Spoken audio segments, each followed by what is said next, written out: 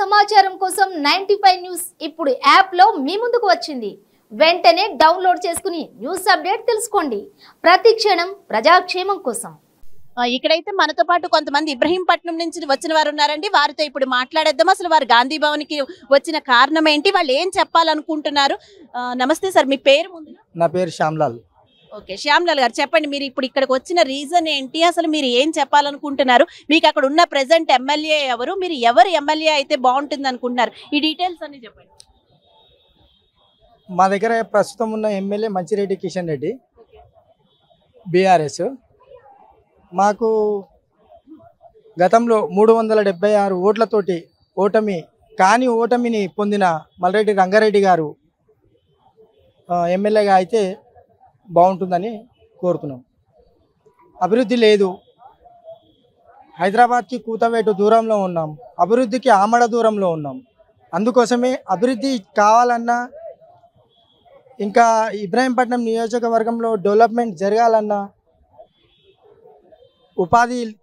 ఉపాధి కలగాలన్నా, ఇంకేదైనా కలగాలన్నా ఇబ్రహీంపట్నం నియోజకవర్గం కాంగ్రెస్ పార్టీ మల్రెడ్డి రంగారెడ్డి గారు గెలిస్తేనే మాకు అభివృద్ధి చెందుతుందని మేము బలంగా విశ్వసిస్తున్నాం.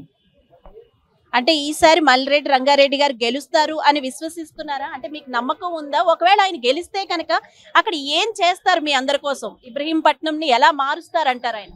కాంగ్రెస్ పార్టీ టికెట్ మల్రెడ్డి రంగారెడ్డి గారికి వస్తే తప్పకుండా గెలుస్తారు. గతంలో టికెట్ ఇవ్వకుండా కుట్రలు చేసి ఎంతోమంది ఎన్నో కుట్రలు పన్ని ఆ టికెట్ కూటమిలో భాగంగా అక్కడ ఆ నియోజకవర్గానికి సంబంధం లేనటువంటి సామా రంగారెడ్డి అనే వ్యక్తిని తీసుకొచ్చి అక్కడ పోటీ చేయడం జరిగింది.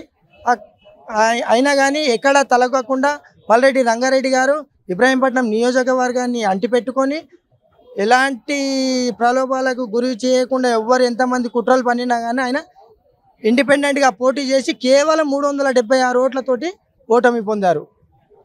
సార్, మీ పేరు? మోహన్ నాయక్ అండి. ఓకే, మోహన్ గారు మీరు చెప్పండి. అంటే మీరు చెప్తున్న మల్లిరెడ్డి రంగారెడ్డి గారికి టికెట్ వస్తుంది అనుకుంటున్నారా? ఎందుకంటే ఈసారి పోటాపోటీగా ఉంది, ఇంకా 2-3 కంటెస్టెంట్స్ అక్కడ ఉన్నారు. సో మీరు వస్తుంది అని ఆశిస్తున్నారా? ఆయన 2018లో కన్సెషన్ చేసినప్పుడు ఒక 300 చిల్లర ఓట్లతో ఓడిపోయారు. అతనికే పార్టీ గుర్తించి టికెట్ ఇస్తుందని నేను కోరుకుంటున్నాను మేడం. అంత దూరం నుంచి మేము వచ్చి కూడా సార్ కోసం సపోర్ట్ కోసం వచ్చాము. మా విలేజ్ నుంచి, మాది అబ్దుల్లాపూర్ మెట్ మండలం. మాది మండలం డెవలప్మెంట్ లేదు, ఏం లేదు మేడం. అంత అస్తవ్యస్తంగా ఉంది. ప్రజెంట్ ఉన్న ఎమ్మెల్యే ఏం చేయలేదు వరకు. డబుల్ బెడ్రూమ్ లేవు, మాకేం లేదు, రోడ్ ఫెసిలిటీ లేదు. మేము ప్రాబ్లమ్స్లో ఉన్నాం మేడం. మేము ఇప్పుడు తక్కువ ఓట్లో ఓడిపోయిన అభ్యర్థికి టికెట్ ఇవ్వాలని కోరుకుంటున్నాం. ఓకే, రైట్, థ్యాంక్ యూ అండి.